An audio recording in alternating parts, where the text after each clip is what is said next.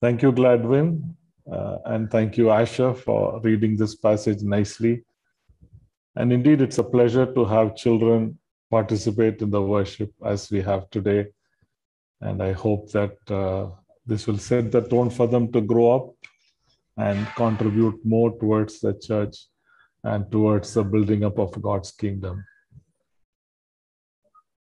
So today, from the very beginning, I think God is setting the tone for what we are about to hear.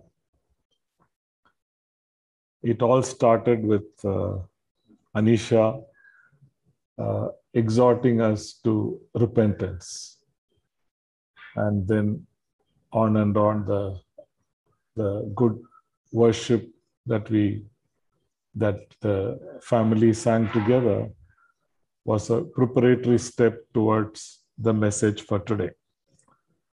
So in our journey through the life of David, which we have been looking at for over 3 years now, we are almost coming to the end.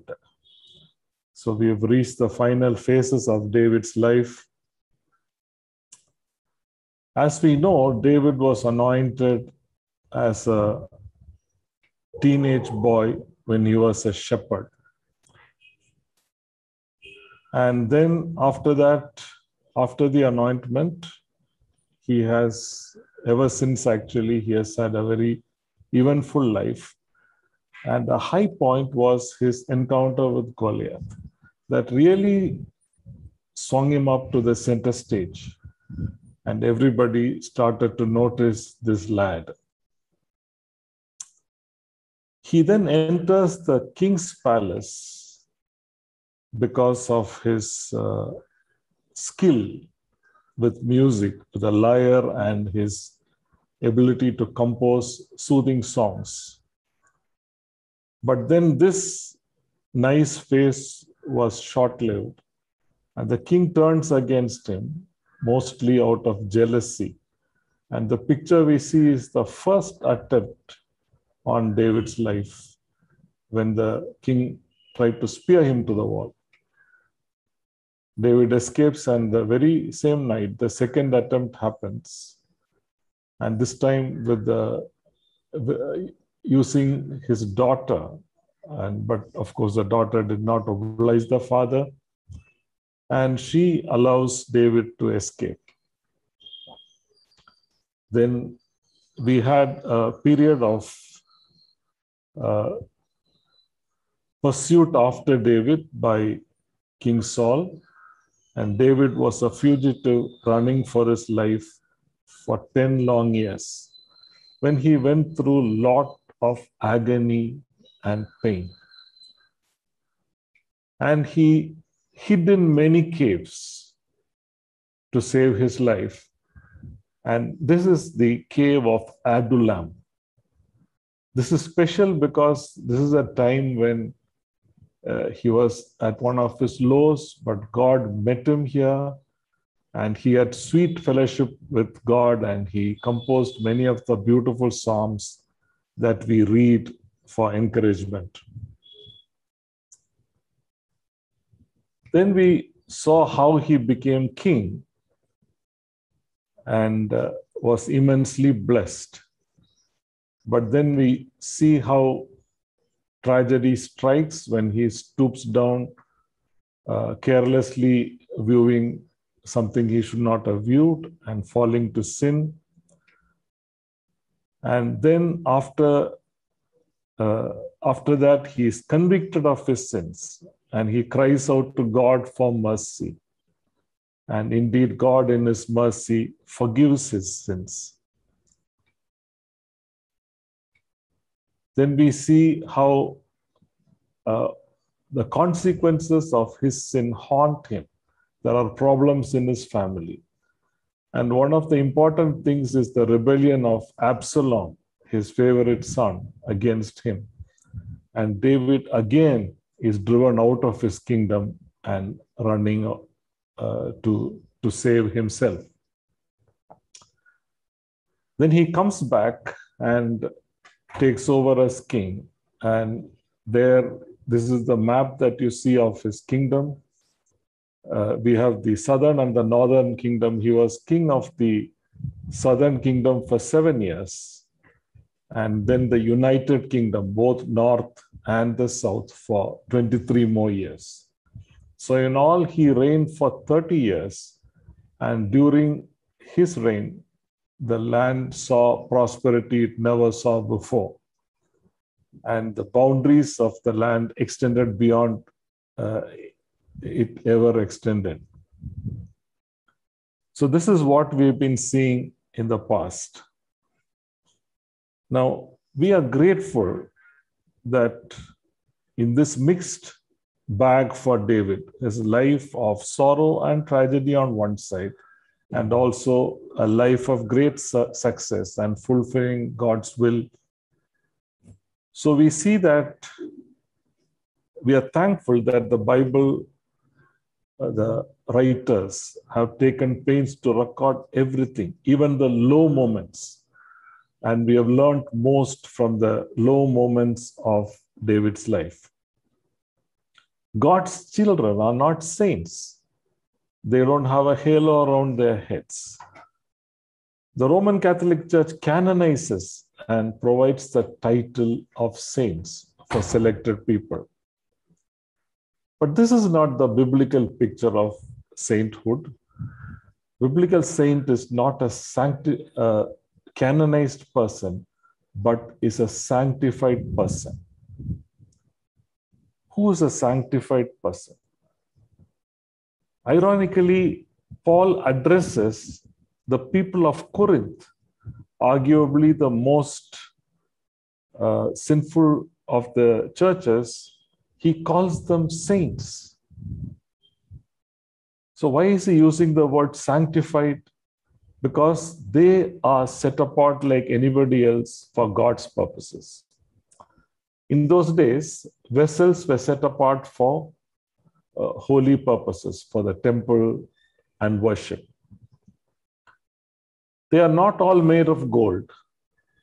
Some of them are made of very cheap clay. But they attain their value not from what they were made of. They attain their value because they are set apart, because they are sanctified for a holy purpose. This is how it is with us. When we become children of God, we are sanctified. It doesn't matter whether we come from a family of preachers or a family of pagans. We are all sanctified and we are equal. Yet, we are both prone to stumble, we are prone to err. But as long as our heart is set on God, we will not lose our way. It is like someone learning a musical instrument. And if you listen to them as they learn in the early days, it is more noise than music. It takes quite a while for melodious music to flow out. And eventually it does. And that depends on two things: their heart's desire and the path of rigorous training that they choose. And this is what will determine the final end. And that is how it is with us. It is our perseverance, and it is our willingness to go through the rigorous training that the Lord may put us through. This is what we learn from David's life. William Taylor said of David, the polarity of his soul was heavenward. The polarity of his soul was heavenward. This did not mean that he always did the right thing. And in fact, David's life is a contrast to the first king, Saul. Saul's focus was self and self-destruction. He wanted to hold on to power at any cost and was willing to stoop down to any level to retain his power. Sadly, he had no insight to his own condition, and therefore he slipped deeper and deeper into disobedience. How many of us are in that situation today?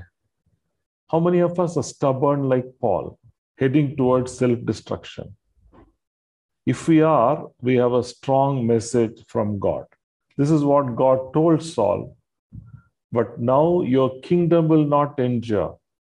The Lord has sought a man after his own heart and appointed him ruler of his people, because you have not kept the Lord's commandment. This is an important warning for us. Now, we have a short-sighted view of sin. Sometimes we minimize sin to certain vices like smoking and drinking, womanizing. But from God's perspective, every act of disobedience to God's commands is sin. It is important for us to realize this. And our prayers and pieties will not be substitutes for obedience to God's commands. David went through perilous times. Through all that, he stayed close to God. He had his weaknesses. He sometimes sinned badly, but he repented as soon as he was convicted and did not linger on his sins. The people who claim to know God and go on delving in sin should seriously consider if their view, in fact, is heavenwards. If their heart is set heavenwards, they cannot delve in sin. In Psalm 37, verse 23, we read, "The steps of a good man are ordered by the Lord, and he delights in his ways. Though he falls, he shall not be utterly cast down, for the Lord upholds him with his hand." Though he falls, he will not utterly be cast down, for the Lord upholds him with his hand. I hope this is our experience. Looking at David, we can see that he agonizes with sin. It burnt holes in his heart, and he longed for God's forgiveness and restoration of God's holiness. We read of this in Psalm 51. In verse 3, we read, "For I acknowledge my transgressions, and my sin is always before me. Against you, you only have I sinned and done this evil in your sight." You know, David realizes that every sin is committed ultimately against God. We may always think of sinning against a person, against a system, but every sin is eventually against God. And that is a very serious thing. After confession, he pleads for God's cleansing and restoration. We read this in verses 10, 11, and 12. "Create in me a clean heart, O God, and renew a steadfast spirit within me. Do not cast me away from your presence, and do not take your Holy Spirit from me. Restore to me the joy of your salvation, and uphold me by your generous spirit." If our sin doesn't bother us enough, we again have to redirect our hearts towards God. Let us examine our hearts today and see if confession, cleansing, and restoration has happened in us today. Whatever it may be, God is able and willing to forgive us if we have a repentant heart. In Luke 9:62, we read, "No one having put his hand to the plow and looking back is fit for the kingdom of God." It's a figure of speech, an illustration to mean once committed, we can't be looking backwards. When our eyes are fixed on the goal, which I hope is Jesus, then looking in the opposite direction is not helpful. It's counterproductive. Are we men and women after God's own heart? Are we willing to be set apart or sanctified for God's use? It is our choice. Many begin well, but few finish well. But David began well, and he also finished well. Although he wasn't perfect all the way, the polarity of his soul was always heavenwards. We are now going to look at the last acts of David's life. You know, the last things in great people's life often reflect what they stood for. So we are going to look at 3 P's that happened towards the end of his life. The last psalm, the last pronouncement, and his last performance. Each attests to the man he was, the man after God's own heart. What do we see in the last days of his life? He reinforces the fact that his pursuit was godly and heavenwards. Let us first look at the last song, which we heard read today.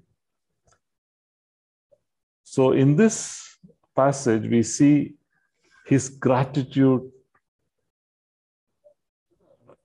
surrounding the psalm in every part. You know, this is both found in 2 Samuel 22 and parallelly in Psalm 18.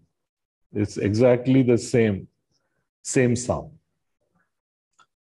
So it is covered with gratitude, and it shows his dependence on God's grace. It is likely he thought about his terrible experiences in the hand of Saul and perhaps even in the hands of Absalom for a period of time, and how God delivered him. He praises God and acknowledges him as the sole deliverer. And right in the end, he acknowledges that it was not he who made his way to the throne, but it is God who placed him there. I hope we too are able to recount the grace of God in our lives. The titles, the positions, the glory, they all came to us from God and they belong to him. Many of you may have come across this. There, but for the grace of God, go I. It is attributed to John Batford. He was an English evangelical missionary who was martyred for his faith. Evidently, he said this when he was watching criminals being led for execution. And he said, there, but for the grace of God, goes John Bradford. There, but for the grace of God, goes John Bradford. We could easily substitute our names in that. There, but for the grace of God, goes DJ. You know, in John Bradford's life, this did not last for long. He was burnt at the stake in 1555. Until the end, he remained faithful. He was heard just before, as he was being led to death, he was heard telling his fellow victim, we shall have a merry supper with the Lord this night. Let us look at some verses in this passage and reflect upon it.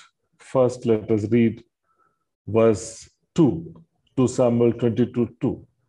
He said, the Lord is my rock, my fortress, my deliverer. My God is my rock, in whom I take refuge, my shield and the horn of my salvation. He is my stronghold, my refuge, and my savior. From violent people you save me. He sees God alone as his refuge and God alone as his savior. So during his intimate and difficult needs, he knows that there is one person, just one person he could trust, and that is God, his savior. Verse 29, you, Lord, are my lamp. The Lord turns my darkness into light. With your help, I can advance against troops. With my God, I can scale a wall. These are words, in fact, not just words, but testimonies of victory. He has known dark days, especially when he was fleeing from Saul. And it is clear that these experiences are reflected in these verses. He looks at those dark days and sees the light the Lord showed when all hope seemed lost.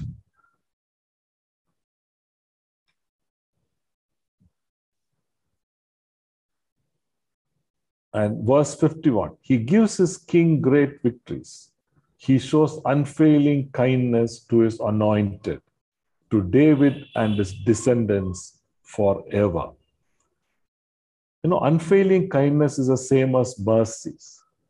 David here is magnifying the grace of God, the mercy of God.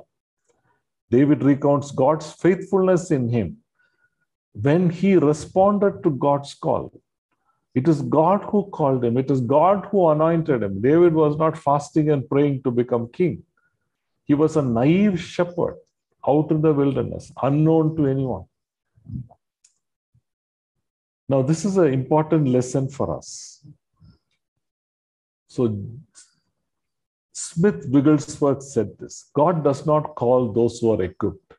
He equips those whom he has called. God does not call those who are equipped. He equips those whom he has called. So when we are called to responsibilities, often we feel inadequate and we feel tempted to decline. But we forget that it is not by our strength that we are going to deliver. It is not by our strength that we will be successful. When we stand before God with our weaknesses and limitations, and when we acknowledge that it is He who has placed us there, He will equip us. He will equip us. God specializes in picking up unequipped people and equipping them Himself according to His standard. We now move to David's last proclamation. It doesn't mean that he didn't speak at all after these words. It doesn't mean he said this and then dropped dead.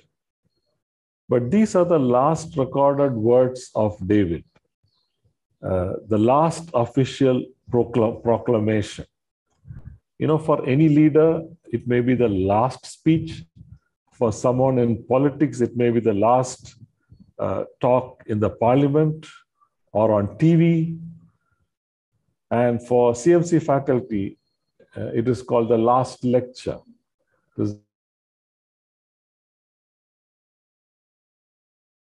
And what does this last proclamation reveal? We read of this in 2 Samuel chapter 23. These are the last words of David, the inspired utterance of David, son of Jesse, the utterance of the man exalted by the Most High, the man anointed by the God of Jacob, the hero of Israel's songs. David was often known, in fact, as multiple things with regard to music. The singer-psalmist of Israel was one title. Great psalmist was another title. Sweet singer, great singer. All these were titles that were attributed to David. He had a song all through his life. And what was the last song? And that's what we are going to look at now. We read of that in verse 2. The Spirit of the Lord spoke through me. His word was on my tongue. The God of Israel spoke. The Rock of Israel said to me, when one rules over people in righteousness, he rules in the fear of God. When one rules over people in righteousness, when he rules in the fear of God. David is very clear that he rules by God's mandate and by God's principles. When he became king, he put God first. He worshiped God, he thanked God, attributed his position to God. And when he planned the temple, he planned to build it in his capital, Jerusalem, signifying that God's presence and God's temple should be the center of everything in his lives. In many ways, he acknowledged God as king himself and not David himself as the king. In his personal life, he may have stumbled, but in his public life, he was very careful to place God over all things. And the second thing we see in David's life is his desire for God's guidance. Now, there are several passages where he asks God, should I do this? Should I go to this place? In fact, he's asked God quite a few times whether he should go for battle against a particular foe. Such was his trust in God and God's leading. And then God in turn was faithful. Every time he asked God, he was led in the right direction and God was with him. Verse 4, he is the light of morning at sunrise on a cloudless morning, like the brightness after rain that brings grass from the earth. If my house were not right with God, surely he would not have made with me an everlasting covenant, arranged and secured in every part. Surely he would not bring to fruition my salvation and grant me my heart's desires. Now he remembers that there is a condition to God's blessings. That is faithfulness. The more faithful we are to God, the more God's blessings will manifest in our lives. And David is able to recognize that. He's able to see how when he responded right to God, God blessed him and provided him everything that he had. And he also remembers God's covenant with him. God promised his lineage would last forever. Now he is confident in this because it is God who made the covenant. He didn't ask God to make his lineage last forever, but it is God who took that step. And that has a lot of weightage. When God makes a covenant, that is incredible. And that's what David is secure about. And we know God fulfilled it literally, and ultimately he fulfilled it in Christ. And David looked for God's plan and God's salvation and God's covenant to be upon all his descendants. John Wesley, we know, changed human history.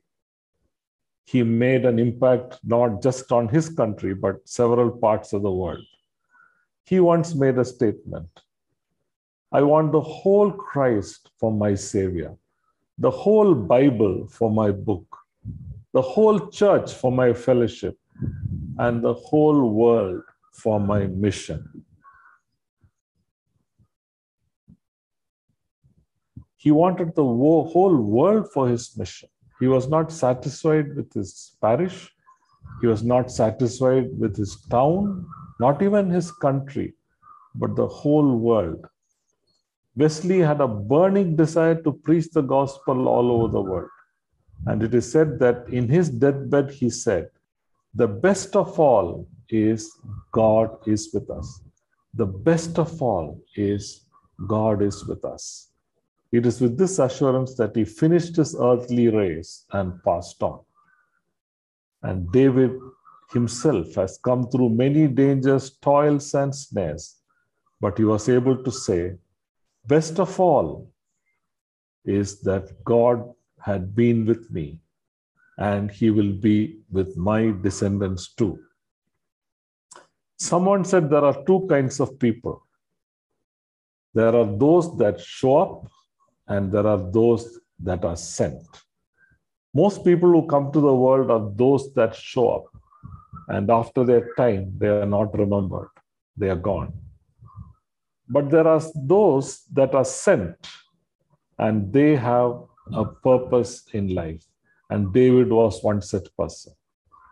It was the will of God that we should all be sent, not just the saints like David, but every one of us. God doesn't want any of his children to just show up and disappear.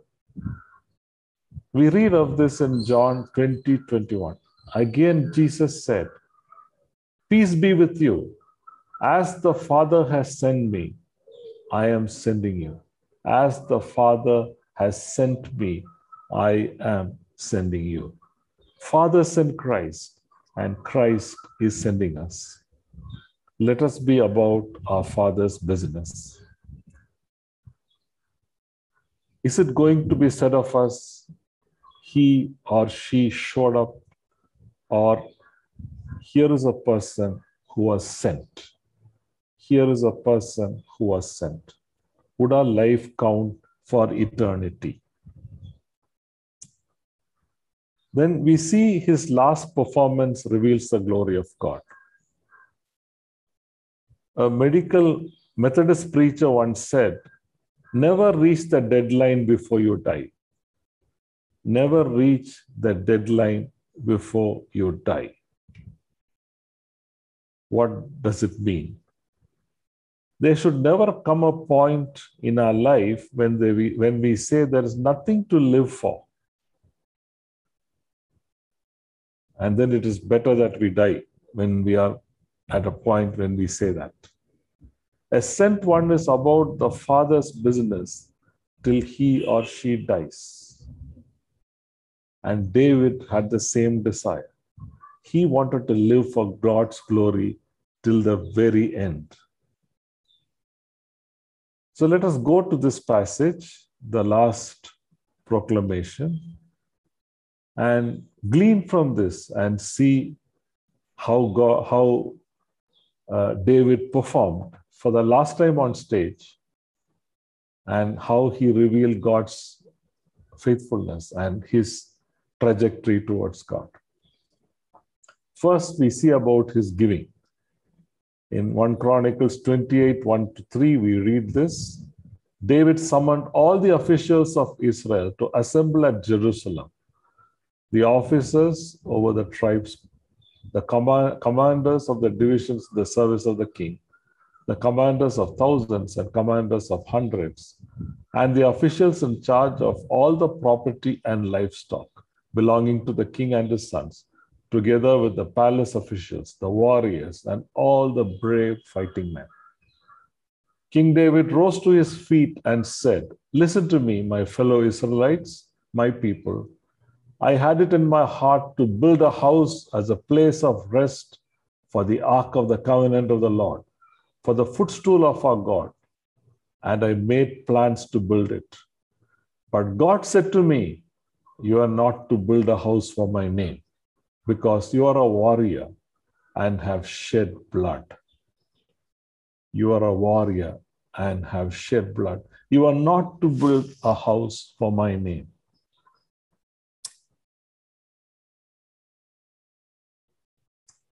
God somehow prevented David from building the temple. But David brought the ark to Jerusalem, put it in a temporary dwelling place, and he desired so much to build the temple. But for reasons that God best knows, in this case, it is because he has been involved in a lot of bloodshed, he advises David not to go ahead. But God promised many things to David that he didn't seek, such as building his house for eternity. And that is why we know Jesus came in David's line, and Jesus is in many ways the son of David. God in his wisdom makes certain decisions that we do not understand. In God's scheme of things, nobody does everything. Everybody has a role, and we should be willing to fulfill our role and quit when we are asked to do so. Although he would have wished to see the temple built, and he would have wished to see God come down in all his glory in his lifetime, that was not God's will. The Egyptian Pharaoh's main desire was they may live on for eternity. They mummified themselves and they built pyramids to immortalize themselves. This is what the pharaohs did. So they constructed monuments for man, but David's desire was just the opposite. He wanted to build a monument for God. His last act was for God's glory and not his own. There was once in the Taylor family 2 boys. The oldest said, I want to make a name for myself. And he went into politics. And then he made it to the parliament. The other wanted to go as a missionary to China. This man was none other than Hudson Taylor.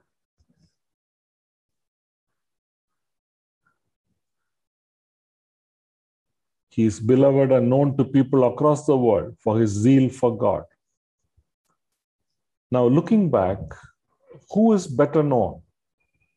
Is it the man who sought to make himself known by human pursuit? So to check it out, I Googled Hudson Taylor. I got 14 crore 30 lakh results. And I searched for his brother. There's mention of his brother, but no details whatsoever. Even in the Wikipedia page on Hudson Taylor, it doesn't say anything about his brother. Jesus said in Matthew 16:25, for whoever would save his life will lose it, but whoever loses his life for my sake will find it. Are we saving our lives for our sake and our selfish ambitions? Then we will end up losing it. If on the other hand, we are willing to lose it for Christ, we will make great gains in our lives and in eternity. Bill Hardy was a missionary. He also had a passion for playing trumpet. He once met a band leader and was sharing his life goals and missions. The band leader responded by saying, man, you are wasting your life. To the man, giving talent and time for the cause of Christ was a waste of time. Jesus said the opposite. He said, they that lose their life's ambitions for Christ's sake shall gain life for it. Paul said in Romans 12:1, therefore I urge you, brothers and sisters, in view of God's mercy, to offer your bodies as a living sacrifice, holy and pleasing to God. This is your true and proper worship. Are we willing to place our lives on the altar in God's service? And will God then accept it and transform it in a way that we cannot imagine? We'll go on to the passage, David's last performance, giving. After establishing God as his first priority, we see his generosity again towards God. In 1 Chronicles 29:2, we read, with all my resources, I have provided for the temple of my God, gold for gold work, silver for silver, bronze for bronze, iron for iron, and wood for the wood, as well as onyx for the settings, turquoise, stones of various colors, and all kinds of fine stone and marble. All of these in large quantities. Besides, in my devotion to the temple of my God, I now give my personal treasure of gold and silver for the temple of my God, over and above everything I have provided for this holy temple. So what do we see here?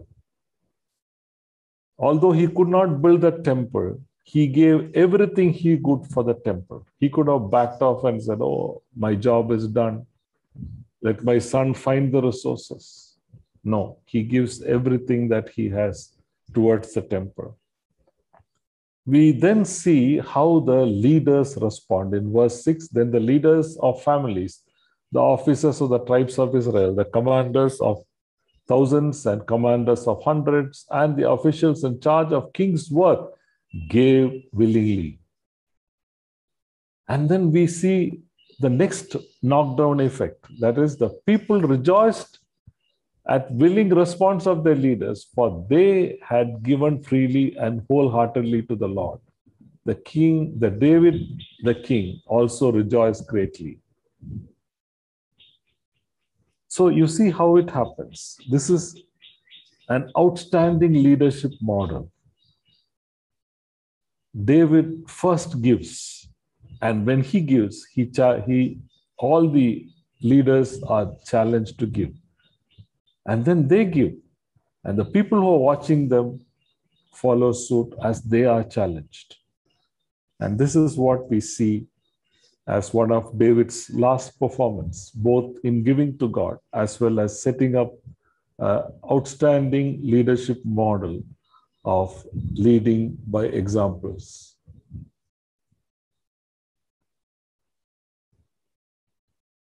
And then we read how David praises God. This is his last performance, cannot be complete without praises. David praised the Lord in the presence of the whole assembly, saying, "Praise be to you, Lord, the God of our father Israel, from everlasting to everlasting. Yours, Lord, is the greatness and the power and the glory and the majesty and the splendor, for everything in heaven and earth is yours. Yours, Lord, is the kingdom. You are exalted as head over all. Wealth and honor come from you. You are the ruler of all things. In your hands are strength and power to exalt and give strength to all. Now, our God, we give you thanks and praise your glorious name. But who am I? Who are my people that we should be able to give as generously as this? Everything comes from you, and we have given you only what comes from your hands. We are foreigners and strangers in your sight, as were all our ancestors.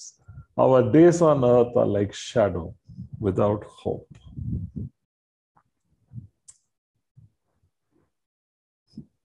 What a realization from David, that everything comes from God. Everything we possess comes from God. How often do we realize this? How often do we so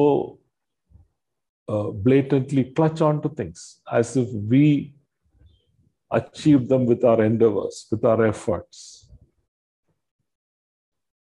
How often we have taken pride for things as if it was our toil alone that gave us what we have. In 1 Corinthians 4:7 we read, "What do we have that God hasn't given you? And if everything you have is from God, why boast as though it were not a gift?" Everything we possess, dear brothers and sisters, is a gift. Everything we possess needs a response to the giver. If you are able to attend service, sit and listen to this message. It is the grace of God. There surely are people who went to sleep last night without any fear, any inkling that something may be amiss, but did not wake up to see today. But on the other hand, morning by morning, new mercies we have seen. And who gave all this? It all comes from God. It all belongs to you, Lord, David said. He was also willing to put his money where his mouth was. We sometimes say big things, but we are unwilling to put our money where the mouth is. Not so with David. He was willing to put all his possessions to where his heart was, where his words were. He was so generous towards God. He was not like the pharaohs who hoarded their wealth in the tombs for an afterlife. Now, when we talk about the temple, we have to think of the other temple that concerns us more. It is not the temple in Jerusalem, it's our own bodies. Our own bodies ought to be a temple for the living God. Now, if that is the case, we have to be very cautious of what we give to our temple and how we nurture this temple for God's purposes. Do we seek His guidance? Do we find a good fellowship, good sources, good church to nurture us in our spirit? All these are important to build up the body, our temple. There is a beautiful epitaph for David in the New Testament. Acts 13:36. Now, when David had served God's purposes in his own generation, he fell asleep. He was buried with his ancestors, and his body decayed. Will someone say of our lives that we served God's purposes in our generation? We do not have David now. We do not have Paul. If someone has to serve our generation, it has to be us. Let that be the epitaph on our graves, that here is a person that served God's purposes in the 20th or the 21st centuries. Now, if we imagine David walking into our church today, or maybe walking on our screens today, unfortunately, and what would we ask him? Maybe we would ask him two things. One, we would ask him, what was your favorite song? You were the musician par excellence. You had such sweet music for all occasions. Your worship songs are immortal. What would your favorite song be? I think he would say, the Lord is my shepherd. I shall not be in want. He makes me lie down in green pastures. He leads me beside quiet waters. He restores my soul. He guides me in paths of righteousness for his name's sake. Even though I walk through the valley of the shadow of death, I will fear no evil. For you are with me, your rod, your staff, they comfort me, and so on.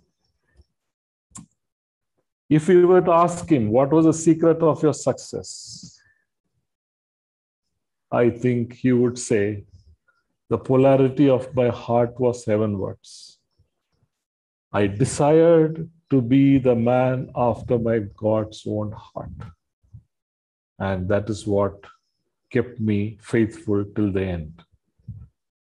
I hope and pray that the polarity of our hearts are also heavenwards and directed towards God.